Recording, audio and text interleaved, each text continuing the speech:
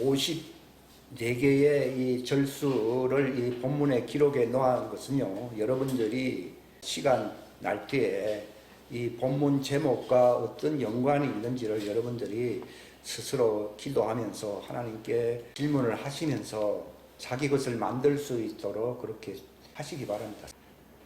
제목이 구원받을 수 있는 또는 살아남는다는 거죠. 그러니까 망하지 않고 멸망하지 않고 지옥에 떨어지지 않고 살아남는 서바이벌, 살아남는 길이 뭐냐? 내가 부활체가 형성됩니다. 그러니까 바울이 갈라디아서 4장 19절에 분명히 말했죠. 너희 속에 그리스도가 형성되도록. 옛날 개혁성경에는 그리스도의 형상이라는 그리스도 그분이 하나님 형상이시잖아요. 그게 속사람으로 형성되게 하려고 내가 해산하는 수고를 한다 이렇게 얘기하고 있어요. 그것이 멸망하지 않는 길이에요.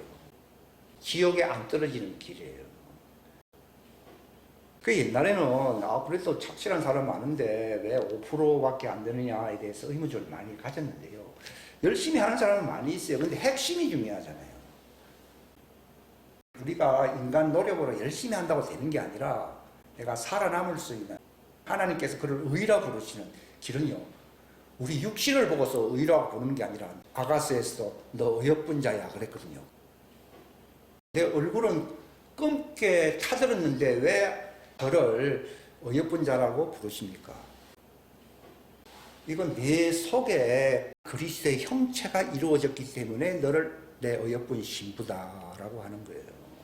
사람들은 외모로 저 사람 때가 되면 나 늙잖아요. 늙은 저는 그 할머니가 막 열심히 설교하는 걸 한번 틀어주려고 생각을 했다가 그냥 나 혼자 듣고 말았는데요. 나이는 뭐 79살인가 뭐 그런데 뭐 완전히 할머니인데 전도사도 아니에요. 뭐 기름 부음이 있으니까 그렇게 용감해질 수 있는 거예요. 그러니까 자기 속에 그 부활체가 다 형성되면요. 물에도 들어가고 불에도 들어가고 왜냐하면 뭐 죽으면 주님이 데려가실 거고 죽을 때가 아니면 기적을 맛보게 될 것이고 그게 겁이 없죠. 그렇잖아요. 방탄복을 입은 사람들이니까 용감하게 하는 것이지 맨몸으로 나가가지고 안 되잖아요. 그러니까 의의 옷을 입은 사람들 이게 방탄복이잖아요. 의의 옷, 또 그리스도의 빛의 갑옷을 입은 사람들 또는 에베소 6장에 보면은 전신갑주를 입은 사람들은 옛날에 뭐 얼굴까지도 이걸 뭐 철갑으로 가리잖아요. 그러니까 뭐 칼 들고 뭐 싸우잖아요. 그런 것처럼 이 험난한 마지막 세상에서 살아남는 길, 마귀에게 시험 들지 않는 길, 우리가 하나님의 그 약속하신 그 축복에 도달할 수 있는 길은 내 속에 그 표현이 뭐 흰옷이 종들에게는 흰옷이라 그러고 신부들에게는 세마포옷이라 부르기도 하고 또는 의의 갑옷 또 빛의 갑옷 또 종들에게는 또 예복이라 부르잖아요.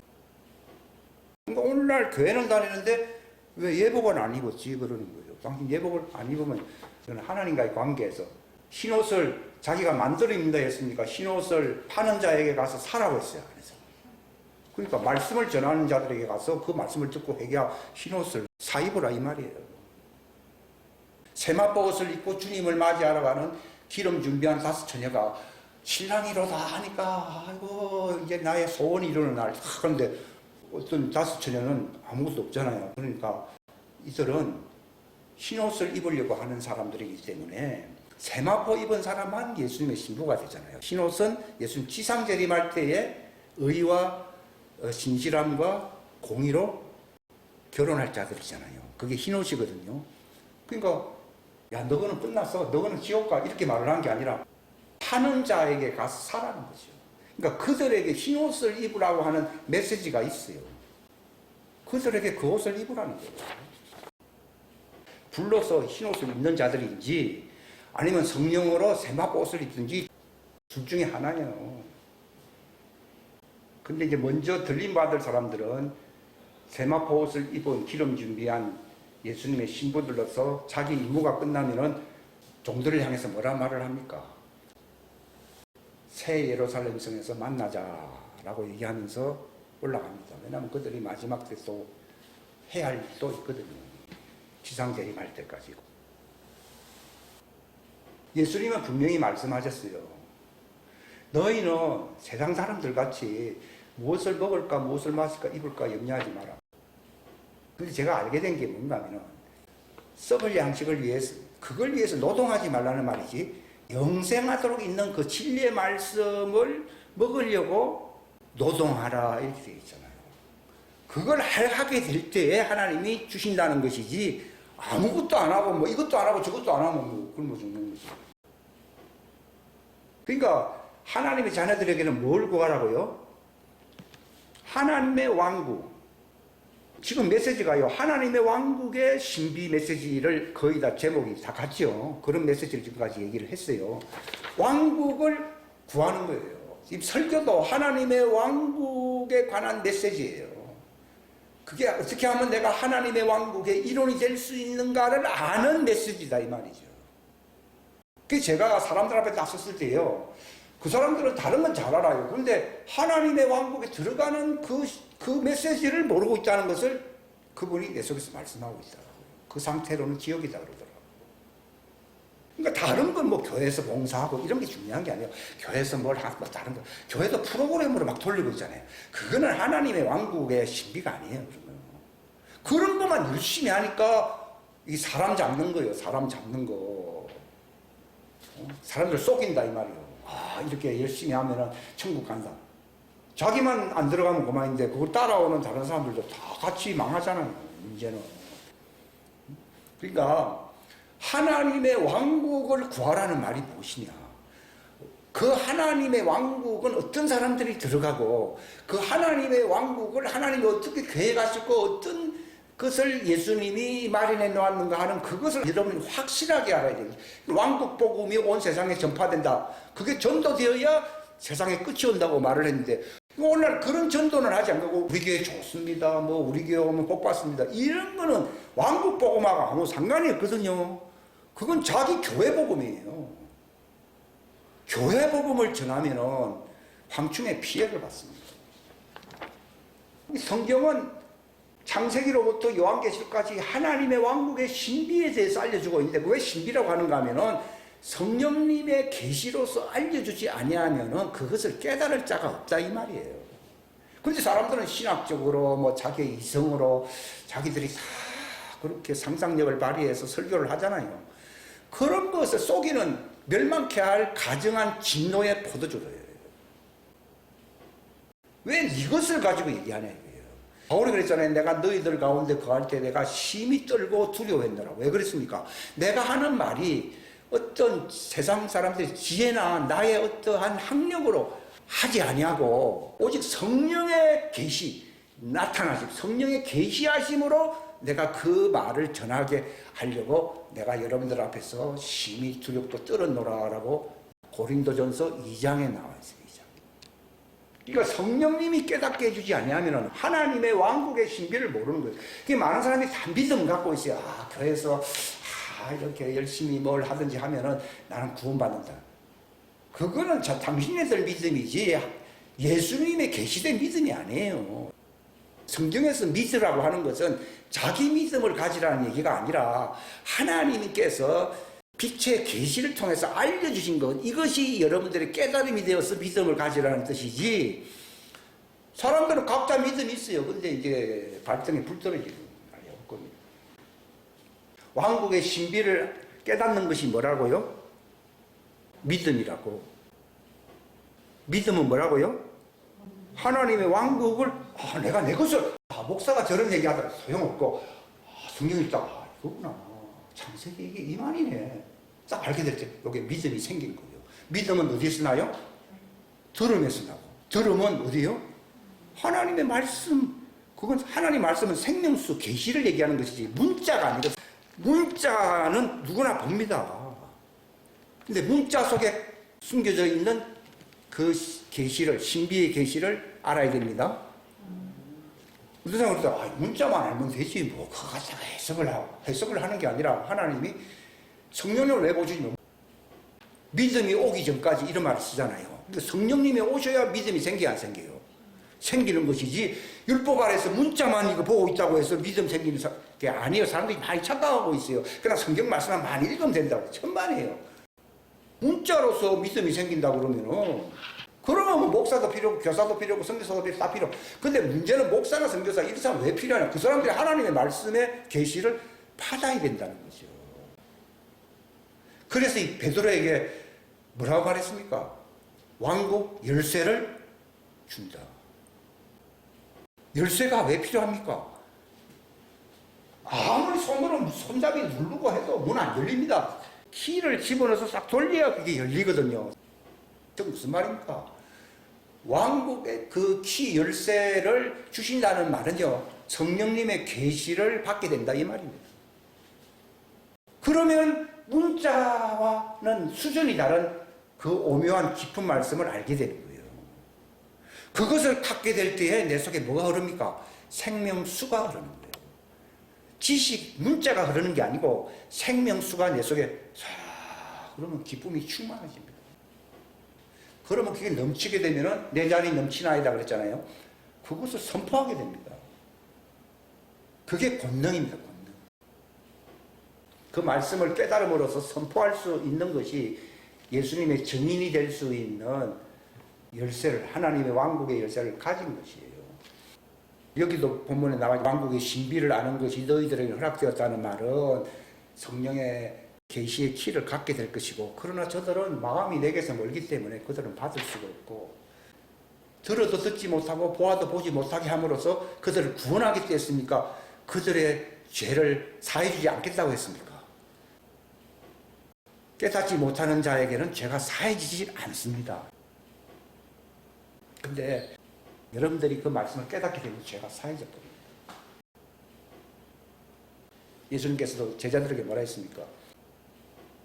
내가 너에게 일러준 말들로서 너희를 깨끗하게 했다 이렇게 얘기하셨어요. 사람들은 문자만 보고 있거든요. 문자만 보면 뭐 성령님 올 필요 있겠어요? 성령님이 오시면은 모든 진리 가운데, 진리라고 하는 것은요, 이 형식이 아니고 의식이 아니라는 거예요. 영어로 보면 영어적인 표현이 있고요, 일본말을 읽으면 일본말의 표현이 있어요. 한국말로 여기 기록되어 있는 것도 이 한국말의 하나의 형식입니다. 그러나 일본 사람이든 외국 사람이든 한국 사람이든 간에요, 성령님이 임하시면은 그 속에 도도히 흐르고 있는 하나님의 모형이나 형식이 아니고 그 진상, 진짜라 이 말이에요. 진상을 알려주겠다는 겁니다. 그게 이제 성령 안으로 침례를 받아서 내가 죽어야 안 죽어요? 죽어버리는 거예요. 성경 읽는다고 해서 사람이 안 죽어요. 근데 말씀의 생명수가 딱 들어오게 되면요, 익사당해버리는 거예요. 그게 내 옛사람이 그래서 죽어버리는 거예요. 그러니까 사람이 교회를 다니고 뭐 성경을 많이 읽어도 안 바뀌는 것에 대해서 의문이 풀린 거예요. 이 생명수가, 이 말씀이 깨달아지면 이게 생명수거든요. 베드로가 생명의 말씀이 주께 있사오면 우리가 누게로 가겠느냐. 그러니까 예수님이 뭐라 했습니까? 내가 너에게 이런 말은 문자가 아니고 영이요 생명이라 했거든요. 그러니까 영이요 생명을 한마디로 하면 생명수라 이 말이거든요. 생명수 속에 들어가 버리면 옛사람의 내 혼이 죽어야 안 죽어요? 죽어버려요.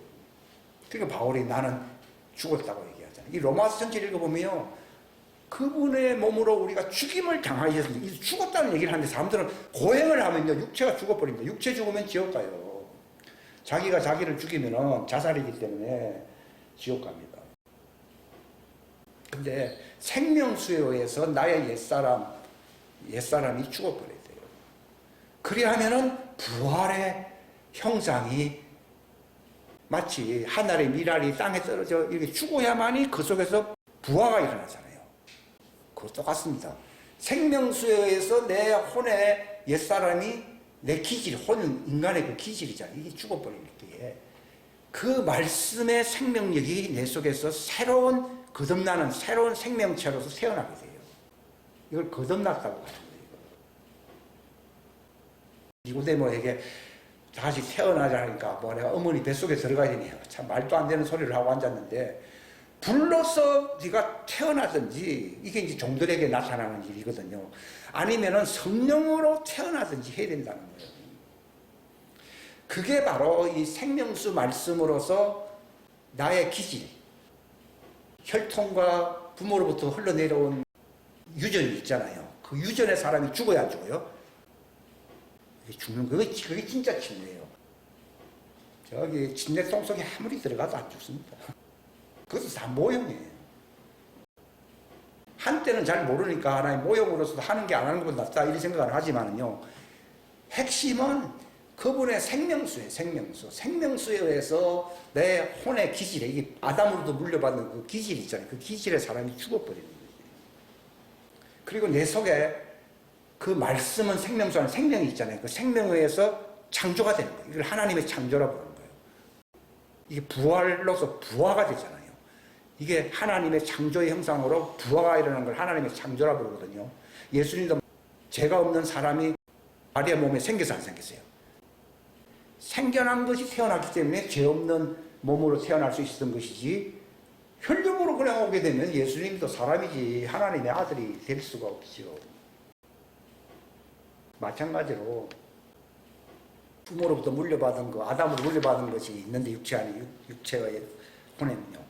근데 그 속에서 하나님의 말씀에서 나의 그걸 옛사람이라고 그러거든요. 아담에게 속한 거. 이게 죽어버려. 그러니까 누구든지 그리스도 안이라는 기름 부음 말씀한 영생수 안에 있으면 죽어야 안 죽어요. 죽으면은 새 생명체로 부활체로 부활을 해야 하네요. 하게 되면 새로운 피조물이 아니요. 새로운 창조물이니라 이랬어요. 보라 이전 것은 다 지나갔다. 하나님의 창조라고 하는 새 창조가 부활로서 자기 속에 나타나잖아요. 아 이제 천국 갈 날이 멀지 않았구나. 달나라에 들어갈 수 있는 거는요. 로켓 추진체 전체가 다 들어가는 게 아니라 이것은 대기권을 통과하고 성층권을 통과할 때 다 뜯겨져 안 뜯겨져요. 다 뜯겨지고 나중에 앞에 있는 캡슐만이 거기에 도달할 수 있거든요. 마찬가지로 내가 바로 아담에게 물려받은 아담은 죄인이잖아요. 그게 싹 벗겨지는 거예요. 이게. 육의 죄의 사람을 벗는 할례라고 부르잖아요. 또 벗기고 또 벗기고 하잖아요. 날마다 새로워진다는 말이 그 뜻입니다. 이게 벗겨지고 완전히 그리스도 형상과 예수님과 똑같은 모습의 부활체가 딱 되어가지고서 하나님의 왕국에 들어가는 거죠. 그거 준비하고 있습니까? 웃을 때가 좋을 때요. 황충에 피해 오면요. 쭉중이 올 때는. 근데 때 늦었어요. 황충에 피해를 입은 사람들을 위해서 그 치유 기도를 해달라 안 합니다. 그럴 일도 없겠지만은 기존 사역은 끝나게 되고 그 후의 사역은 피난처로 보호받기 위해서 가는 길만 남아있어요. 그러니까 저도 왕국의 신비를 알기 때문에 이렇게 얘기합니다. 그러니까 부활체가 생기면요 굉장히 담대해지거든요. 저도 사람들 앞에서 막 힘 있는 짓 안 합니다. 그런 타입이 아니잖아요. 근데 딱 하나님이 무슨 말을 해라 할 때는요 저 사람에게서 말빨이 엄청 세다는 거예요. 왜냐하면 내 속에 증거가 있어야 했어요. 있으니까 그렇게 하는 거예요. 여기 보십시오. 요한복음 5장에 보면요 36절에 있잖아요. 그러나 내게는 요한의 증언보다 이게 율법이거든요. 신내 요한은 율법의 대명사잖아요. 더 큰 증언이 있다. 이 증언이란 말, 증거가 있는 말을 가리켜서 증언이라고 그러거든요. 말빨이 굉장히 세요. 예수님은 바리새인들의 말과 같지도 않고 예수님은 권세 있는 자의 말과 같다 그랬잖아요. 이게 막 외치게 되면은요 사시나무 떨듯이 막 떨리는 현상이 나타나요. 여기 보십시오. 예수님이 뭘 증언하는 겁니까? 아버지께서 내게 주사 완성케 하시는 그 일, 여기 일이라고 해서 원래 역사라고 해요. 역사. 그 역사에 대해서 내가 증언한다고 했잖아요. 그게 무슨 말입니까? 침례자 요한도 할 수 없었고 옛날 엘리야도 할 수 없었고 모세도 할 수 없었던 오직 예수님만이 아버지께서 내게 주시사 완성하게 이루게 한다는 말은 완성이잖아요. 완성하실 대역사가 뭡니까? 부활. 예수님 안에 바로 하나님의 아들의 부활체가 있어야 했어요. 있다 이 말이에요. 그러니까 예수님의 말빨이 굉장히 세다는 거죠. 그러니까 죽어도 예수님 그랬잖아요. 나는 죽음이요 그랬습니다. 나는 부활이요 생명이랬습니다.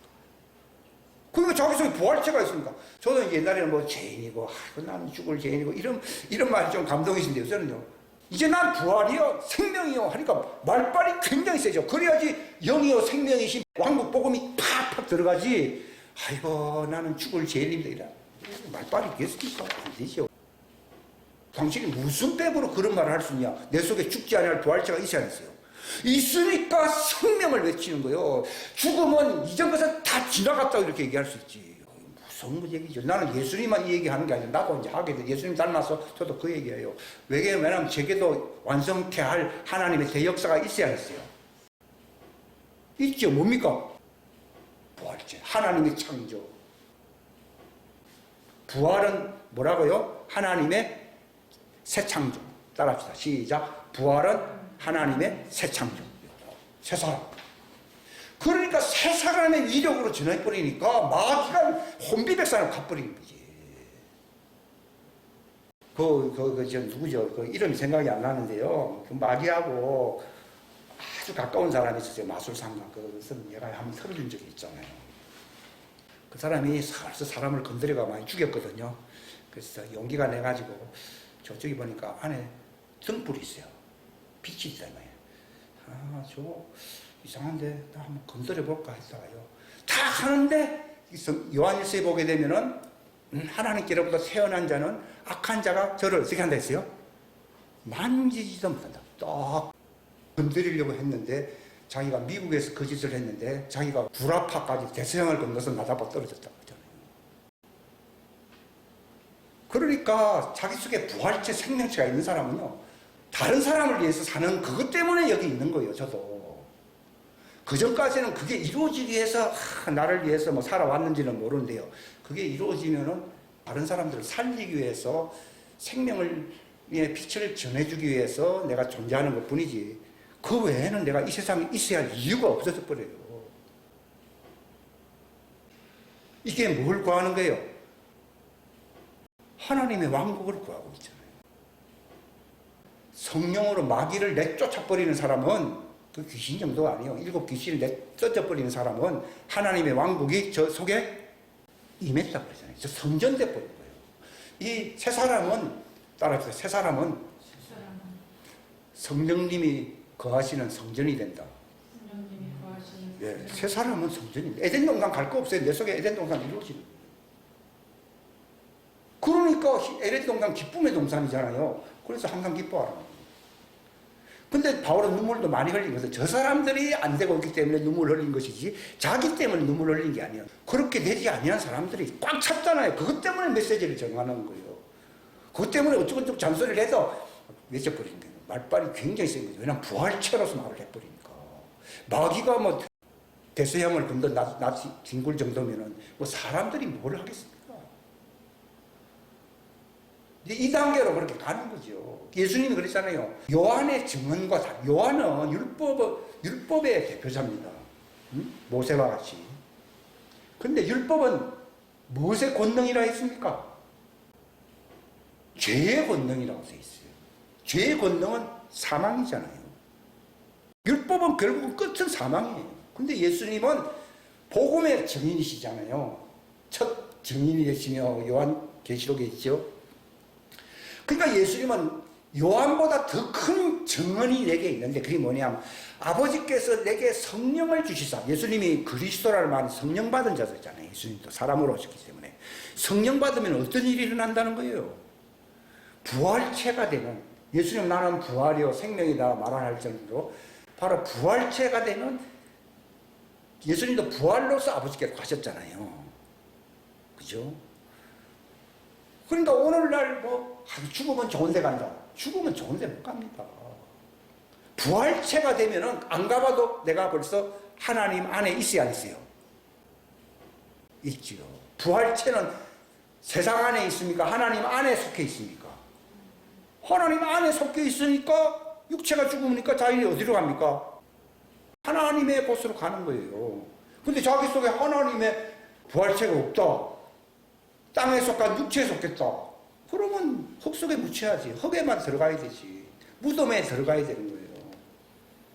근데 예수님의 마지막 때가 되면은 무덤 속에 있는 자들이 내 음성을 들을 때가 온다 그랬잖아요.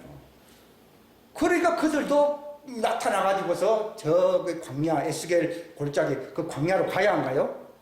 간다 이 말이에요. 그들은 죽었잖아요. 죽었지만은 증거를 갖고 죄사함을 받고 죽었잖아요.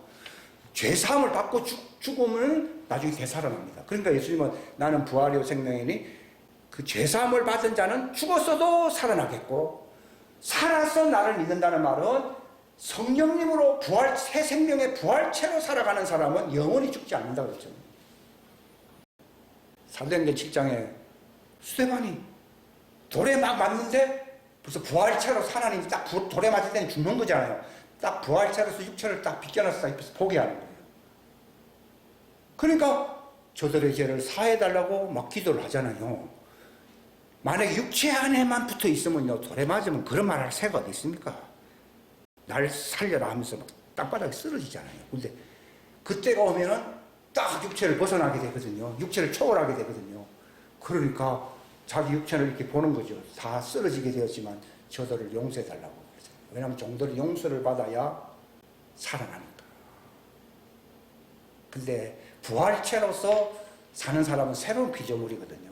그들은 영원히 죽어야 안 죽어요? 안 죽어요. 그게 하나님의 아들들이에요.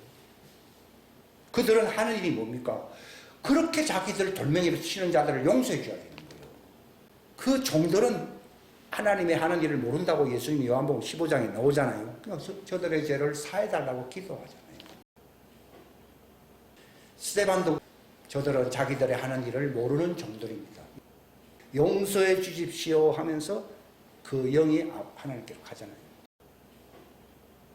부활체는 영이거든요. 주와 합한 자는 한 영이라 되어 있고 종들은 아직 부활체가 되지 않으려고 용서받은 표를 가져야 되기 때문에 혼이라고 합니다. 아직까지 혼. 그들이 부활체가 될 때 그들이 영이 되는데 그들은 새 생기가 들어갈 그 날이 바로 부활체가 되는 날이에요. 그러니까 제가 말이 조금 어려울 수는 있는데 처음 듣는 사람은 좀 어려울 거예요. 그러나 여러 번 들어온 사람들은 저게 저 말이구나 하는 것을 알게 될 것입니다. 그러니까 용서를 받고 죽으면은 구원의 표, 성결의 표를 갖고 죽었기 때문에 죽었다 그랬어요. 죽은 자들은 예수님이 말씀하실 때에 그들은 무덤 속에 있잖아요. 나고는 무덤이 아닙니다. 무덤 속에 있는 자들이 다 살아나가지고 나올 날이 있다 이 말이에요. 그건 마치 예수님이 십자가에 죽기 전에는 하나님의 자녀들도 종들처럼 그 무덤에서 같이 죽어서 안 죽었어요. 죽었지만 예수님이 탁 돌아가시니까 그들도 다 예수님 부활하니까 다 나와서 안 나왔어요. 나온 거예요. 왜 나옵니까? 부활체가 되기 위해서 나온 거예요. 왜냐하면 옛날에는 자기들이 살았을 때는 그 진리의 성령의 말씀을 들은 적이 없잖아요. 씨가 없었잖아요. 근데 나와가지고 그들이 오순절을 맞이하게 될 때 그들도 그들 속에 새로운 부활체 하나님의 아들이 되는 거거든요. 성령으로 인침으로써 하나님의 아들이 되게 되면은 그들은 그 무덤에 있지 않고 일단 무덤에서 나왔으니까 어디로 가야 됩니까? 낙원에 가는 거예요. 아직 예수님 재림 안 했으니까. 근데 지금 예수님 재림하면은 낙원도 필요 안 해요? 필요 없죠. 그러니까 산채로 부활해가지고 올라가는 걸 가리켜서 휴거라고 부르는 거예요. 아직 예수님 안 왔을 때는 대기처가 있어야 되기 때문에 산자들의 대기처가 낙원이고, 그러나 이제 마지막에 이제 주님 공중에 나타나는데 낙원 갔다가 이렇게 갈 필요 없잖아요. 그러니까 그대로 산채로 변화가 되어가고 있어요. 왜냐면 자기 속에 부활체가 돼 있으니까 육체만 확 바뀌어버리면 되거든요. 육체도 그 영광의 몸으로 바뀐다고 빌립보서 3장 후반부에 나와 있죠. 동시에 변화가 되어가지고 공중에서 주를 맞이하는 자들이, 이야, 굉장하죠. 그들은 누구냐? 그 종들을 위해서 수고한 자들이에요. 방주를 예비하고 그들을 어떻게든지 광야 예비된 그 피난처로 데려가는데 그 사명을 감당했던 자들은 내 일은 이제 끝났느니라 하면서 육체가 변화되어가지고 하늘로 주님께로 올라가 버립니다. 저는 그날을 바라보고 있어요. 왜냐하면 많은 사람들은 옳은 대로 일끄는 사람들은 하늘의 태양과 같이 별들과 같이 빛나야 안 빛나요? 빛나는 그날이 오는 거예요. 다니엘서 12장. 그러니까 누가 걱정 염려 없이 진짜 살 수 있느냐? 맹탕 놀고 잠만 많이 자면 되냐? 아니에요. 그것보다 더 힘든 일이 있어요. 바울이 짐진거같이 상실한다고 했잖아요. 그게 뭡니까? 하나님의 왕국의 계시와 신비를 많이 받는 거, 이걸 가리켜서 기름 준비를 많이 하는 거예요. 하나님의 왕국을 구한다는 말이 무슨 말인가 하면요, 기름 준비를 많이 하는 거예요. 저도 새벽에 뭐 잠 안 자는 사람, 또 식사하고 잠을 때, 그때 머리가 멍청하게 자야 돼, 자죠. 그러면 10시 지나서 일어나면 머리가 맑잖아요. 그럼 새벽 4시까지 그냥 한낮에 노동하는 시간이 보통 8시간 되잖아요. 그럼 10시부터 새벽 4시면 6시간이죠. 그때 노동을 하는 거죠. 노동이라기보다 저절로 하나님이 이렇게 하게 하는 거죠. 그때 기름 준비를 하는 거예요. 기름 준비한 걸 여러분 발표하는 거예요. 그게 딱 되잖아요. 그러면 하루가 편안해지는 거죠. 기름을 채웠습니다. 그게 하나님의 양식으로 채우니까 내 양식을 채웠으니 일용할 양식도 줘야 안 줘요? 그래서 주시는 것이지 아무것도 준비 안 했는데 준다. 그건 없습니다. 그럼 영의 양식도 없고 육의 양식도 없고 아무것도 없습니다. 근데 썩을 양식보다는 썩지 않을 양식을 5시간이든 6시간이든 투자를 했기 때문에 하나님이 건강도 주시고 그럼 주시는 거예요. 그리고 피곤한 걸 잘 몰라요. 그러니까 하나님의 왕국을 어떻게 구하느냐 이 말이에요. 기름 준비한다 이 말이에요. 괜히 뭐 사람들한테 성경 나눠 50덕 했습니다, 100덕 했습니다, 그거 자랑하려고 하는 게 아니고 하나님 주시는 말씀들이 있어요. 그걸 이제 적습니다. 왜냐하면 주님이 지적하시고 찾아보라 했기 때문에 있잖아요. 그럼 잊어버리지 않습니다. 제가 혼자 막 읽을 때는 많이 읽어도 기억이 별로 안 나요. 근데 하나님이 딱 지적해 주잖아요. 그럼 찾아가지고 적거든요. 안 적거든요.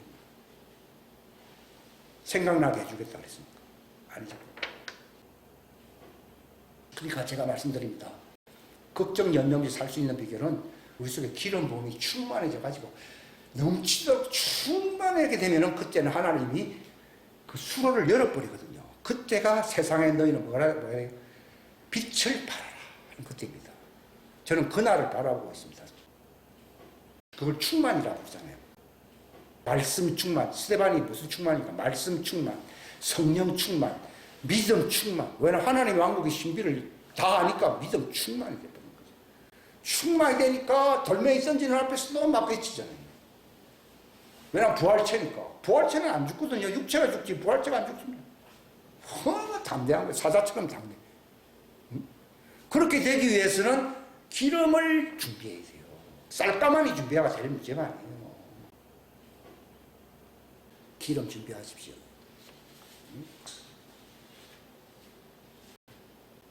하나님의 왕국을 어떻게 내가 구할 수 있느냐?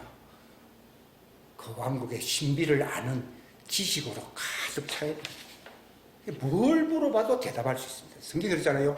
뭘 답변하는지 그때 성령께서 말씀을 주시리니 그 말씀을 전하라고 하는 거죠. 그게 기름 부음이 있는 사람들을 얘기하는 거죠. 기름, 평소에 다 준비를 했다. 시험 때가 돼서 준비하면요 조금 힘듭니다. 근데 미리 준비를 다 한 사람은 시험 칠 때는 연습하듯이 쓰면 된다고 그러더라고요. 평소에 했기 때문에. 제가 이 말씀을 하는 거는 적어도 저도 한 5년 동안 준비를 한 거죠. 바꿔버렸어요. 하나님이 틀린 걸 다 바꾸라 해서 바꾸고 교체를 시킨 거예요.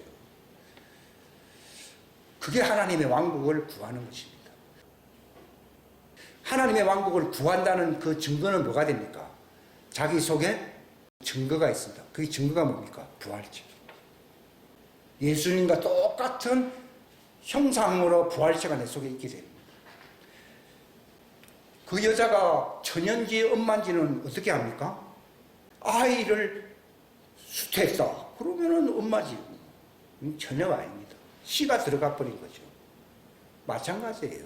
내 속에 하나님의 씨가 들어와가지고 부활체가 되어버렸다. 그러면은 나는 신부지 처녀가 아니에요. 바울은 고린도전서 7장에서 처녀에 대해서는 할 말이 없다 했습니다. 그때 그 처녀는 예수를 모르는 사람을 얘기하는 겁니다. 예수를 모르는데 내가 뭐 그 사람에게 뭘 말해야 할지 뭐 알겠습니까? 그 같은 집안 사람도 아닌데. 그 뜻입니다. 처녀에 대해서는 받은 계시가 없다나. 이야, 참 그 말이 무슨 말인지 몰랐는데, 그 말, 그나 하나님의 씨가 들어와서 그리스도의 형상을 베어버리면은 그분의 집안 식구가 돼야 돼요. 되잖아요. 그러니까 증거는, 자, 따라합시다. 하나님의 의는 부활체다. 육체가 의입니까? 부활체가 의입니까? 육체는 죄인입니다. 이거. 바울이 그랬잖아요.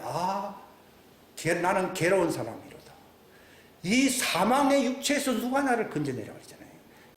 육체는 의가 아니에요. 바리새인들이 육체로 의롭게 되려고 노력을 많이 하잖아요. 안 됩니다. 하나님의 새 창조로서 성령으로 태어난 그 형상만이 하나님의 의로운 아들이 아들 아니에요? 그래서 의를 구하라는 여자 보고 한 얘기인데 그게 무슨 말입니까? 아이를 배우라는 거예요. 요한계시록 12장에 보게 되면 그 한 여자가 있는데 그 여자가 마귀로부터 핍박을 많이 받고 있는데 마침내 아이를 잉태하니 그 아들이 하늘로 올라가다 휴거하는 거잖아요. 그런 것처럼 그 여자라고 하는 것은 우리 육체는 하나 여자거든요. 육체 사람 율법하에 있잖아요. 내 속에 뭘 배워야 됩니까? 하나님의 아들의 부활체라고 하는 의의 형상을 배워야 되는 거죠.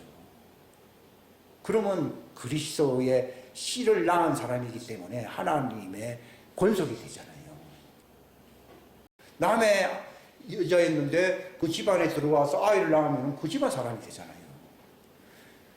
그 요한계시록 12장에 있잖아요. 그 여자가 막 통곡하면서 아이를 낳으려 그렇죠. 아이를 낳으려 통곡하는 무슨 말인가 여러분. 내 속에 그리스도의 형상이 이루어지도록 해산하는 수고를 해야 돼야 안 돼요? 해야 되죠. 근데 그 수고는 안 하는 거죠. 안 하죠. 그걸 하게 되니까 그 아이는 바로 하나님의 아들이고 내가 바로 부활체가 된다는 그 얘기거든요. 그 부활체는 하늘로 올라가게 되고 그렇게 됩니다. 그러나 종들은 부활체가 되지 못하기 때문에 육체의 사람으로 죄사함을 받은 사람들이기 때문에 그들은 광야로 도망한다는 거죠. 왜냐하면 거기서 그들이 생기가 들어감으로써 새 예루살렘 성에 들어갈 수, 지상에 있는 새 예루살렘 성에 들어갈 수 있는 기회를 하나님이 주신다는 것이 그들의 복음입니다. 복음인 것입니다. 그러니까 우리가 하나님의 양식을 먹어서 내가 부활체가 되는 그 과정을 가리켜서 성찬이라 부르는 거예요. 내 속에 뭐요? 그리스도가 형상화될 수 있도록 바로 부활체가 되도록 이렇게 먹는 양식을 진짜 성찬인 거예요. 그건 하나 형식일 뿐이죠. 과거에 했던 거는. 그럼 성찬은 한 번 해야 됩니까? 매일 해야 됩니까? 매일 해야 됩니다. 그래서 저는 이제 시간적으로 이제 밤 11시부터 새벽 4시까지 성찬을 하는 거죠. 제게 그걸 경험이 있었기 때문에 제가 이 말씀을 드리는 것이지, 뭐 하던 거 왜 안 합니까? 그게 아니고 진짜 성찬을 하자는 겁니다. 예수님은 이 성전을 헐어버리라 했잖아요. 한때는요, 성전이 필요할 때가 있었습니다. 그러나 예수님이 계속 성령님을 부어주시고 역사하는데도 계속 율법 성전 안에만 있으면은 방해가 돼야 돼요. 방해되죠. 그러니까 헐어버리라고. 그러면서 베드로도 몰라가지고 매일 성전 미문에 올라가서 기도하러 갔어요, 안 갔어요? 기적도 일어납니다만도 아직도 베드로가 그 성숙이 안 된 거죠.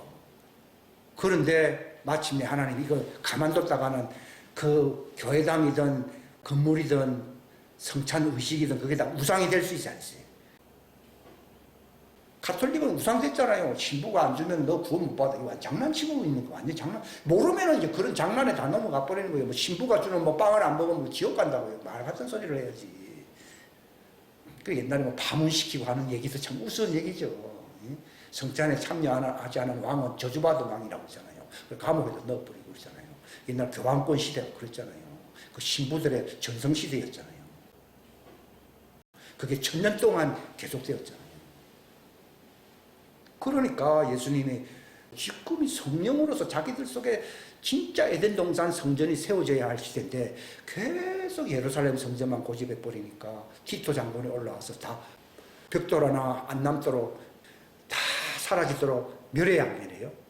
멸해버린 거는 그 우상을 제거해버릴 거예요. 의식은 한때는 필요합니다. 그러나 싹 제거해버립니다. 왜냐하면 자기가 부활체가 되어야 되기 때문에, 내가 바로 구원의 표를 받아야 되기 때문이에요. 종들에게는.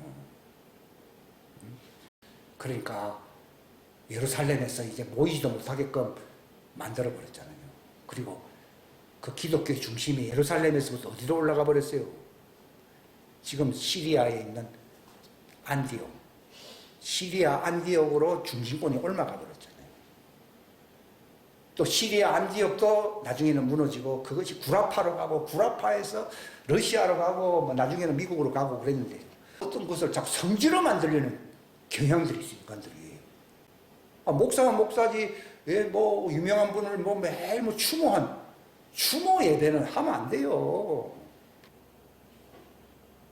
제발 말씀드립니다만 그런 거 하면 안 돼요. 사람을 하면 안 돼요. 심지어는 가톨릭에서 누구를 맨날 추모한다 그럽니까? 예수님 십자가 달린 걸 추모한다 그래야 별짓을 다 하잖아요. 거기서는. 예수님은 살아계십니까? 지금 죽어 계십니까? 살아계신 분한테 왜 죽음을 왜 자꾸 추모하게 만듭니까? 이 말 같은 얘기가 아니잖아요. 그러니까 건물도 추모하면 안 되고, 저도 이거 무너뜨리는데 시간 많이 갔어요. 다 무너졌어요. 할례도 뭐 할례도 이건 다 육체의 율법하에서 행하는 어떤 법이잖아요. 이게 아니라 오직 우리 안에 있는 뭐가 중요한 걸 했어요? 새 사람뿐이다. 새 사람뿐이다 이랬어요. 할례, 무할례, 육체의 예법 이게 아니라 오직 지으심을 받아 하나님께로 창조된 뭐라고요? 새 사람뿐이다. 그것만이 내가 신앙생활한 나의 작품인 거예요. 나는 교회당을 지었노라. 저도 교회당 지어봤죠. 아무도 다 의미가 없어요. 왜냐하면 그들 속에 하나님의 형상, 의가 이루어져야 되거든. 의식에 의가 있는 게 아니에요. 이건 하나님의 새 창조의 그 역사만이 의예요. 그러니까 예수님이 아버지께서 내게 주시사 성령님을 주셨잖아요. 예수님. 왜 성령님을 주었습니까? 새 창조, 부활의 역사가 일어나게 하려고. 성령님의 오신 제일 큰 목적은 뭐냐? 부활체. 그들이 바로 영존하는 생명을 갖는 부활체로서 살아남게 하려고 오신 분이에요. 그게 성령님이세요. 그리스도를 살리신 그 성령님이 여러분들 안에도 있으면은 예수를 죽은 자 가운데서 그를 살리신 것 같이 너희 죽을 몸도 살린다고 되어 있잖아요. 이게 최고의 영광 아니에요. 뭐 살아봐야 뭐 100년을 저는 100년 살아도 고생입니다. 여러분. 친구도 없어요. 좋은 약 먹고 오래 산다 그러지만요. 외롭습니다. 노동을 하면서 하나님이 살게 한다면 뭐 100살이 아니라 200살까지 살 수 있는데 하나님의 일 때문에 내가 살아있는 게 아니라 그러면은요. 참 힘든 생활이에요. 그렇지 않겠습니까? 하나님이 그 사역 때문에 내가 살아있다고 그러면은 병들지 않습니다. 왜냐하면 사역 때문에 하나님이 그렇게 보호해 주기 때문에 일을 하기 때문에. 그러니까 하나님의 왕국과 그 의의 부활체가 되기 위해서 우리가 영생의 양식을 먹는 성찬식을 하고 옛사람을 벗어버리는 침례식, 할례로 말미암는 침례식을 하는 사람에게는 너희들이 육체 안에서 필요한 것을 하나님이 날마다 공급해 주실 것이라고 말씀을 하셨습니다. 기도하시겠습니다. 하나님 아버지 감사합니다. 귀한 시간 주셔서 감사합니다. 세월은 광음과 같이 빨리 지나갑니다. 세월을 낭비하지 않게 하시고 세월을 구속할 수 있는 자들이 되게 하시고 우리 속에 썩지 아니할 그 영원한 영생에 이르는 부활체가 되기 위하여 영생에 이르도록 하는 그 양식을 먹기 위해서 힘쓰라고 주님이 말씀하셨습니다. 하나님의 왕국의 신비를 알고 기름 부음을 받을 때에 우리는 그 예수님의 명령을 지키는 것이고 우리 속에 그 증거가 그 증언이 우리 안에 형성될 때에 우리는 하나님의 의가 되는 것입니다. 하나님의 의는 우리는 부활하는 것입니다. 감사합니다. 이 왕국의 신비와 부활의 신비를 알려주신 것을 감사합니다. 육신의 이 세월에 금년 2024년 벽두가 시작되고 있사오니 내가 무엇을 위하여 목표로 삼고 전진해야 되는지를 우리로 하여금 결단할 수 있는, 제대로 확정할 수 있는 시간이 되게 하셔서 낭비하지 않는 그 목적이 이루어지는 삶이 되게 하여 주옵소서. 함께하여 주시기를 간절히 바라옵고 주 예수님의 이름 받들어 간절히 기도하옵나이다. 아멘.